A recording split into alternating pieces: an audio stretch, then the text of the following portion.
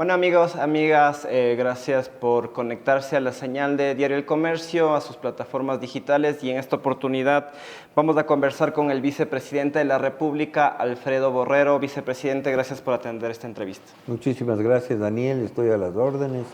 Esta es su casa, la vicepresidencia, y encantado de poder conversar con ustedes de Diario El Comercio. Perfecto, vamos a empezar y es inevitable no abordar o no iniciar este diálogo por el tema político, la situación política del país. Y ahí quería empezar consultándole, vicepresidente, en algún momento usted habló con el presidente Guillermo Lasso sobre la posibilidad de que ante su destitución, mientras estaba en curso el juicio político, usted asuma el cargo. Hemos tenido varias conversaciones con el señor presidente durante todo este tiempo y buscando siempre la solución para la mejor situación de los ecuatorianos. En ese escenario había varias formas de visualizar la situación y una de ellas es la relacionada a lo que sucedió la semana pasada, es decir, el llamar a elecciones anticipadas, es decir, conocido como muerte cruzada. ¿Qué pasaría si el señor presidente abandona el cargo?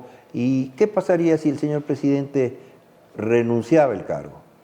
Se consideró que la mejor situación es la que se tomó, porque estábamos entrampados, estábamos rehenes de una asamblea que no entendía los clamores, las necesidades del pueblo ecuatoriano en su conjunto. Recordemos que algunas leyes que se enviaron hace 2 años continuaban reposando en los cajones de la Asamblea. Por lo tanto, la decisión que tomó el señor presidente, amparado en la Constitución, me parece que fue la decisión más correcta y acertada.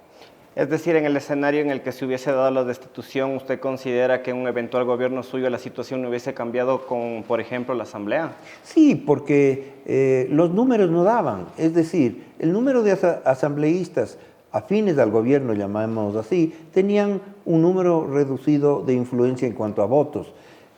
El día domingo anterior se conformaron ya las nuevas dignidades en la Asamblea, el Consejo de la Legislatura, el movimiento de la bancada del Acuerdo Nacional, que así se llamaba, que era el BAN, no tuvo participación alguna. Por lo tanto, consideramos que la decisión acertada que se tomó es la que ha traído tranquilidad y ha cerrado el frente político. Es decir, en este momento todos estamos ya abocados a unas elecciones y los partidos, movimientos y los actores están ante esa nueva realidad. Usted es parte del gabinete. ¿En qué momento se decidió o se optó por la muerte cruzada? El presidente fue el 16 de mayo a la Asamblea a ejercer su defensa. Previo a eso, el domingo ya se había dado esta votación que variaba entre los 94 y 100 votos para elegir autoridades de la Asamblea. ¿En qué momento se tomó la decisión de la muerte cruzada? Como usted muy bien lo analiza, fueron días previos de un análisis, de una realidad, de una visualización de una realidad fría que tenía que desembocar en un resultado final. Los movimientos de los votos eran variables, porque si analizamos las elecciones del domingo anterior, uno de los asambleístas obtuvo 100 votos. El señor que en ese momento se candidatizaba como presidente de la Asamblea tuvo otro número importante de votos. Por lo tanto, el ir y venir de los votos eran constantes en cuanto a no tener una realidad concreta, y eso permitió un análisis. Primero, que el señor presidente se presente el martes, mañana van a ser 8 días, con todo el derecho de ir y exponer un principio que se basa fundamentalmente en la justicia, es decir, un juicio que no tenía razón de ser, que no tenía bases jurídicas y que condenaba al presidente sin tener pruebas. Por lo tanto, horas seguidas hubo reuniones y se tomó la decisión de llamar a elecciones anticipadas. El mismo martes después de la defensa del presidente, ¿o ya la decisión estaba tomada antes de que vaya a la Asamblea? No, la decisión estaba continuaba en proceso de elaboración. Desde mi punto de vista, y esa fue la opinión de los ciudadanos, el señor presidente actuó como un demócrata, presentó su posición, no atacó, defendió las decisiones que habían tomado, y los señores asambleístas continuaban, aunque no hablaron, pero en una postura de falta de respeto total a la primera autoridad del gobierno. Ahora, vicepresidente, en el mensaje que da el presidente Guillermo Lasso para anunciar la medida, usted no aparece junto a él, ¿así estuvo planificado? ¿Qué pasó? Sí, debemos entender que los que componían, los que estaban presentes, los que debían ejecutar la decisión del señor presidente es los que permanecieron ahí, es decir, los ministros, el secretario jurídico, porque ellos son los ejecutores de la decisión del señor presidente.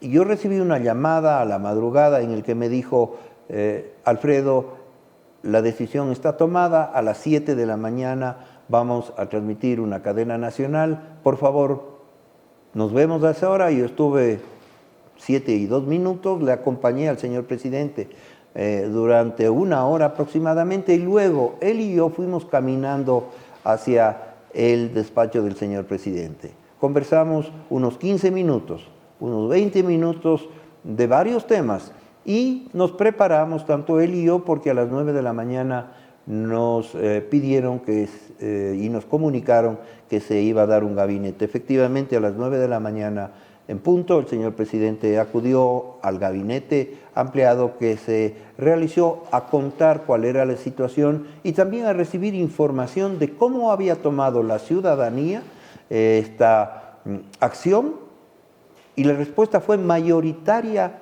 en relación a apoyar lo que se había hecho, con un sistema muy bien concertado, sin que exista ningún tipo de reacciones violentas, y la decisión en firme contribuyó a que la paz social regrese al país.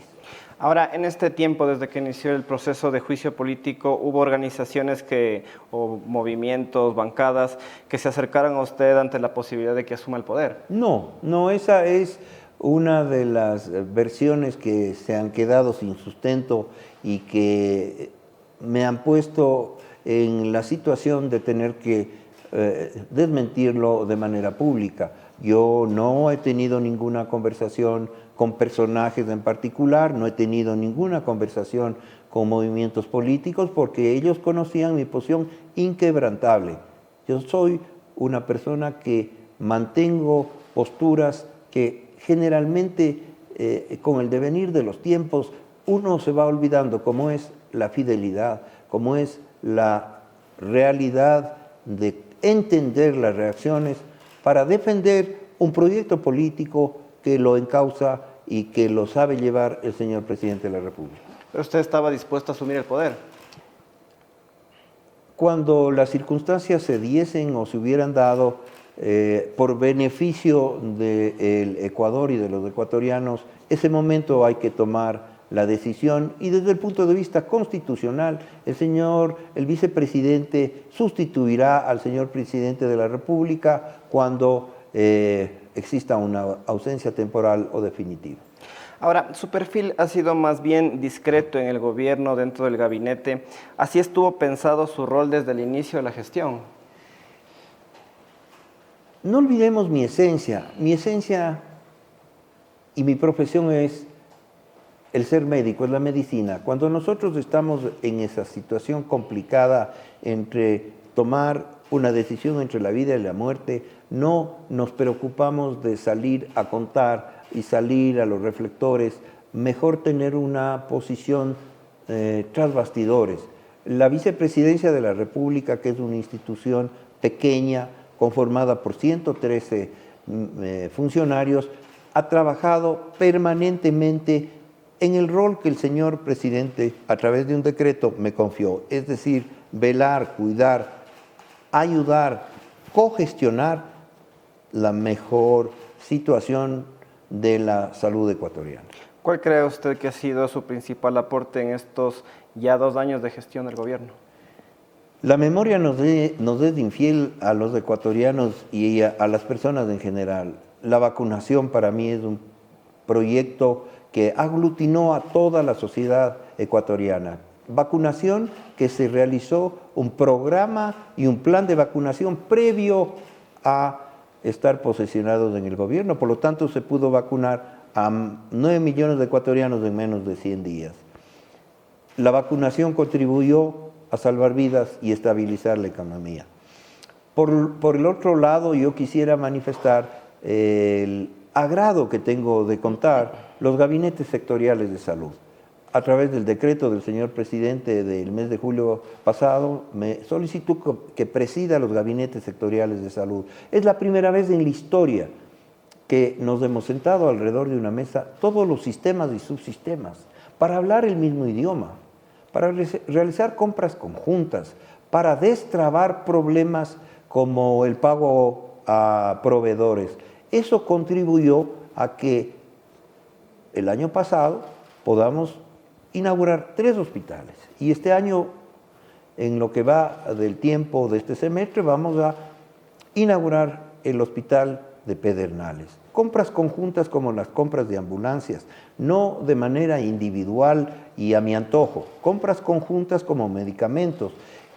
Creo que estos logros han contribuido que mejoremos las condiciones sanitarias. Con un axioma que para mí es importantísimo, cambiar el sistema de un sistema de tipo curativo a un sistema de tipo preventivo.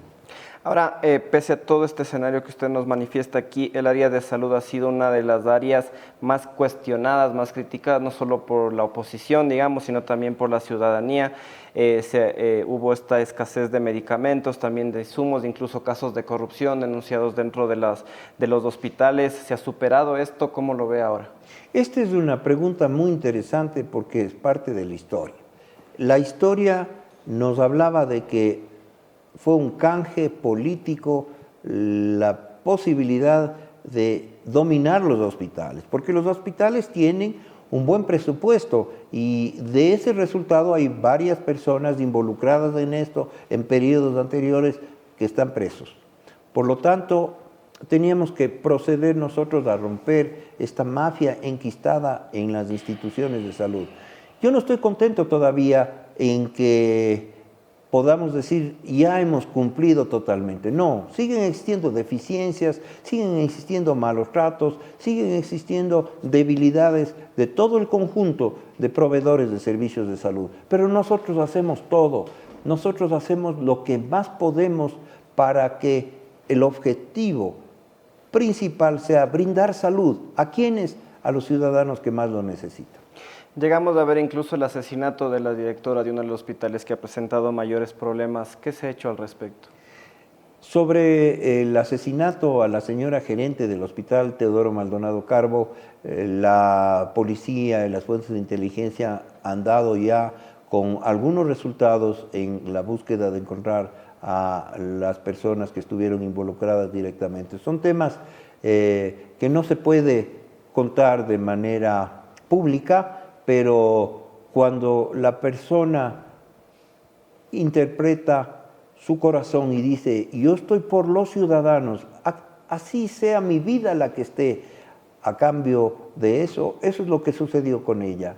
¿Y qué habrá pasado? Probablemente resintió a las grandes mafias lo que estaba llevándose a cabo con pulcritud, con honestidad, con decisión, en el hospital Teodoro Maldonado Carbo, uno de los hospitales emblemáticos del país que fue el foco de la corrupción. Es muy grave este escenario que nos muestra usted ahorita. Está el crimen organizado enquistado en el sector salud.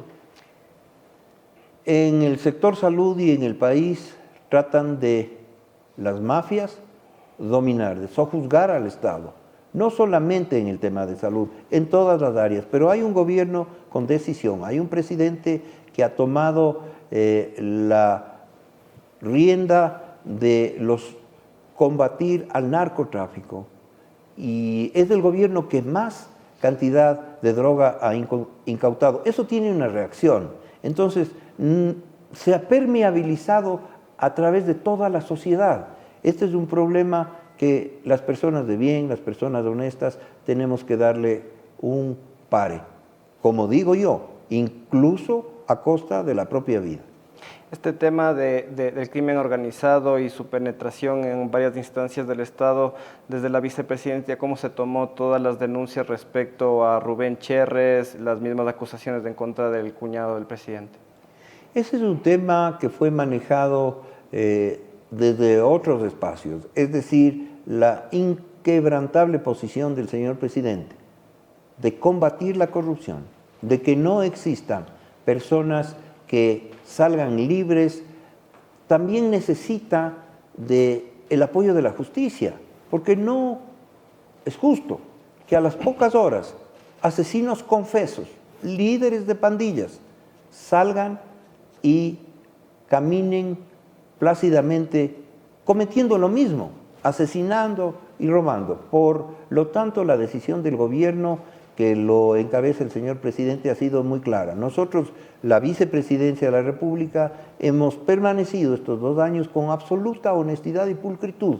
Ustedes no habrán escuchado comentarios como existían anteriormente de que se utilizaban los bienes públicos para beneficio particular, que se realizaban aquí una serie de contactos para beneficiar a los que formaban parte de esta maraña de procesos mafiosos. La vicepresidencia ha tenido una actitud clara. Aquí no podemos transgredir ni en lo poco ni en lo mucho.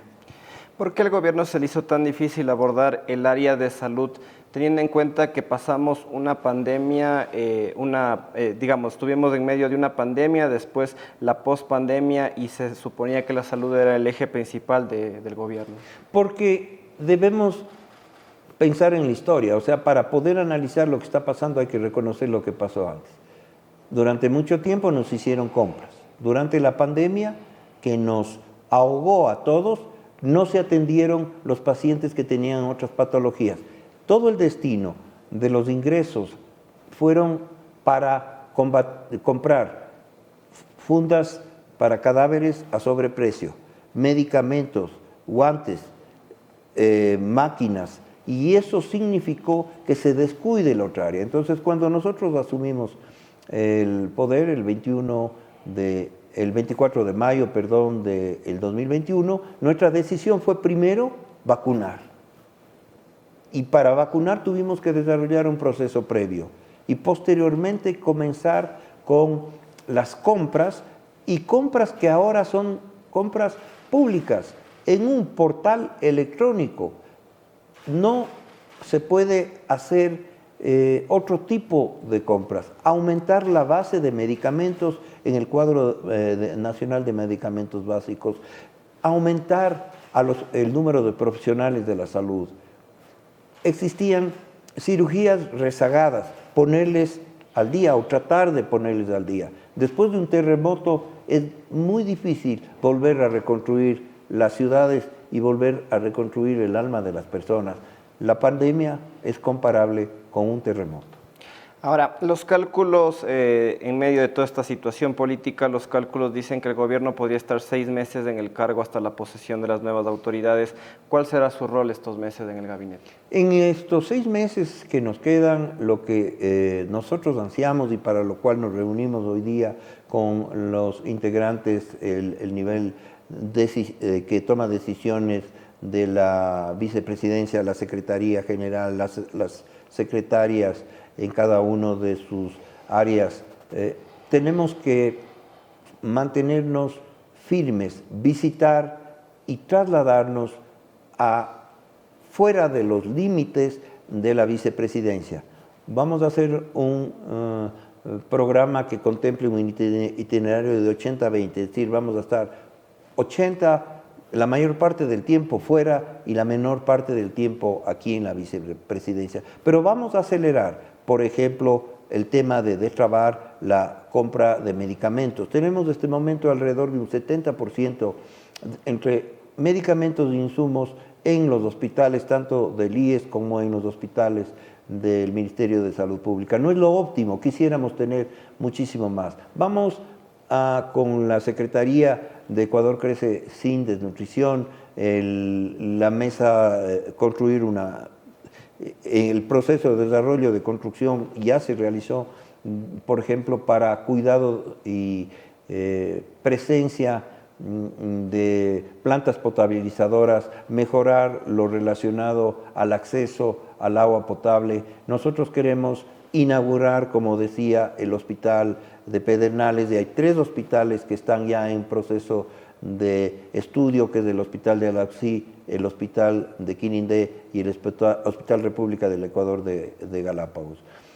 Parece que es poco tiempo, pero si hacemos con perseverancia, día a día, visitando, vacunando, estamos, como ustedes conocen, terminando el proceso de vacunación a los niños entre 1 y 12 años, que es contribuir para todo lo relacionado a la política pública en el cuidado de la salud, hace que el trabajo lo tengamos que hacerlo de manera permanente y tenemos que abstraernos del ruido que va a significar estar en una campaña política. El año anterior, ya varios meses atrás, que también se abordaba el tema de en qué se centraría su gestión, también se nombraba que se iba a poner atención o que la prioridad era el tema de la compra de medicamentos. Hoy nuevamente usted lo vuelve a citar. ¿Qué hace que sea tan complicado que después de todos estos meses siga siendo esa la prioridad?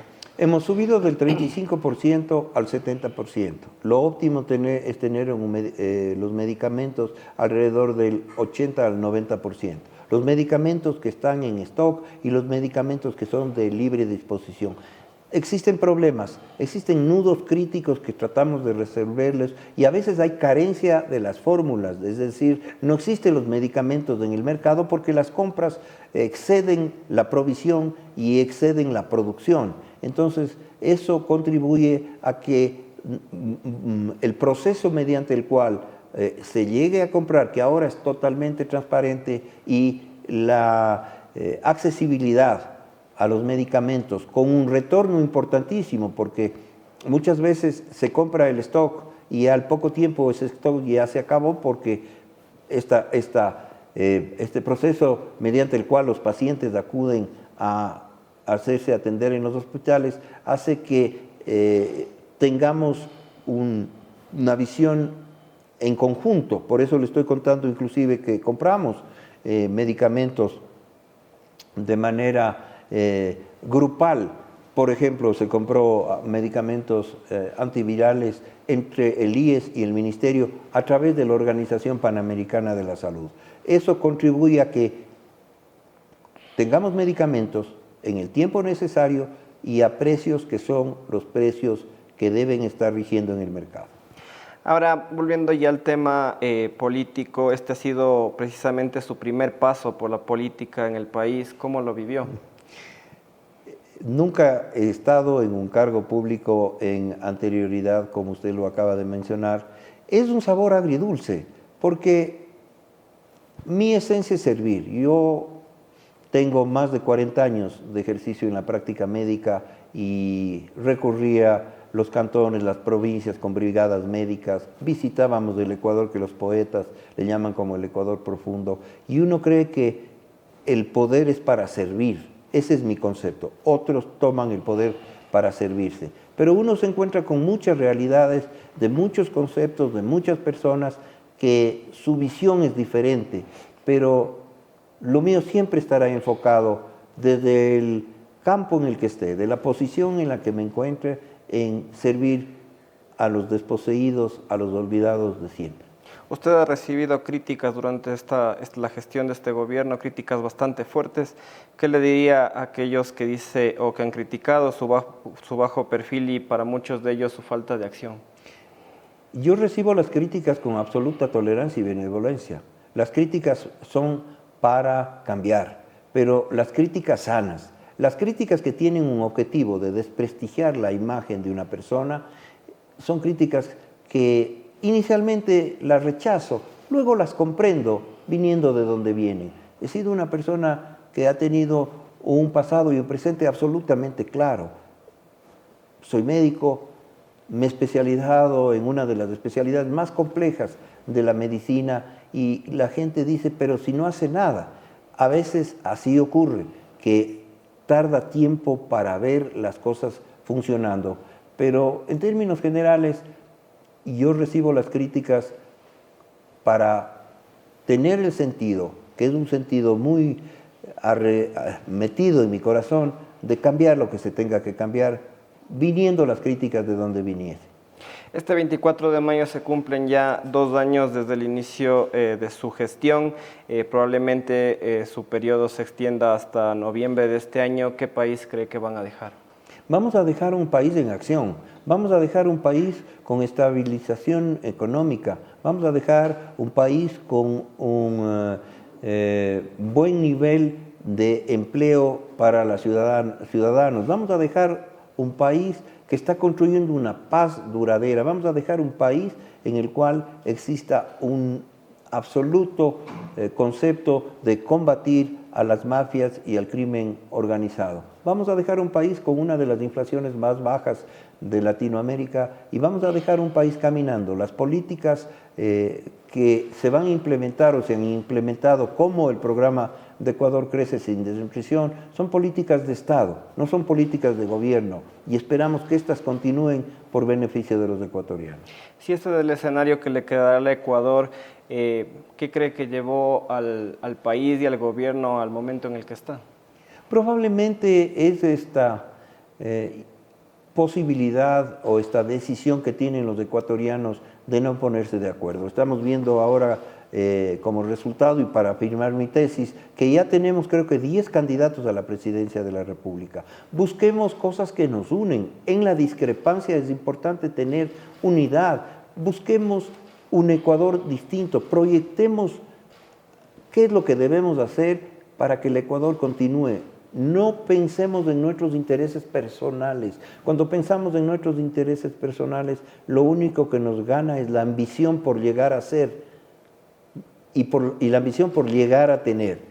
Si los ecuatorianos pensásemos en las necesidades, en las obligaciones, en los deberes, eso nos va a unir más. No importa que tengamos puntos de vista diferentes, que tengamos ideologías que muchas veces coaptan el pensamiento que debe tener la persona de servicio. ¿Pero es solo un problema del otro? ¿El gobierno no hace una autocrítica? No. Cuando hay un conflicto es un conflicto de dos. Cuando nos peleamos con la esposa, ella tiene algo de culpa y yo tengo bastante más la culpa. Entonces esto es una autocrítica al gobierno también, a nosotros también. Tenemos que escuchar, tenemos que abrir, tenemos que buscar la forma de conciliar.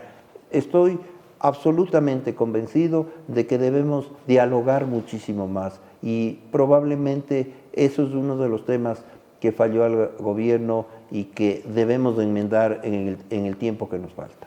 Se le ha criticado al gobierno que tiene un nivel de desconexión con la realidad del país. ¿Usted qué piensa de eso? Esa es una parte grave que puede ocurrir con los gobernantes. Cuando uno está en el poder, probablemente hay la burbuja que le coapta de conocer las realidades nacionales. Por eso es importantísimo estar más afuera que adentro, y eso tenemos que cambiar. Los ciudadanos también tienen que conocer qué se ha hecho. El día viernes que estuve rindiendo cuentas de la vicepresidencia, todos los proyectos que se han hecho, como liderar el tema de tener un país sin malaria, como liderar un programa con la Universidad de Harvard y Naciones Unidas para cirugía segura, la población no entiende. Yo creo que tenemos que utilizar un dialecto y un mensaje mucho más sencillo, porque a veces nos olvidamos que tenemos que hacer entender y que la gente comparta lo que se hace en niveles en que sepan cuáles los cambios que se han hecho. Entonces, vuelvo a insistir, de mi parte, de los integrantes de la vicepresidencia, es un mea culpa compartido. Finalmente, ¿seguirá en la política? ¿Tiene propuestas para seguir en la política? La política es el arte del servicio, lo he dicho yo, y son momentos en que uno tiene que entrar con el corazón, los sentimientos, para buscar la mejor forma de que las cosas lleguen a su final. Por el momento estoy dedicado como vicepresidente a hacer lo que tengo que hacer, y luego se verá qué es lo que hay que hacer. Yo quisiera terminar esto con una frase de Platón que dice: solo aquel que no ambiciona la política, solo aquel que no ambiciona la política tiene derecho a tener. Perfecto, amigos, amigas, ha sido el vicepresidente Alfredo Boero que ha recibido ayer el comercio desde su despacho en el centro de Quito. Le agradecemos nuevamente, vicepresidente, por haber tenido esta entrevista. Muchísimas gracias, Daniel. Para mí ha sido un privilegio conversar con ustedes y a través de ustedes con todos los ecuatorianos que acceden a las noticias, a la información a través de este diario que es el diario centenario y de mucho respeto en la sociedad ecuatoriana. Muchísimas gracias. Amigos, amigas, gracias. Un excelente resto del jornada.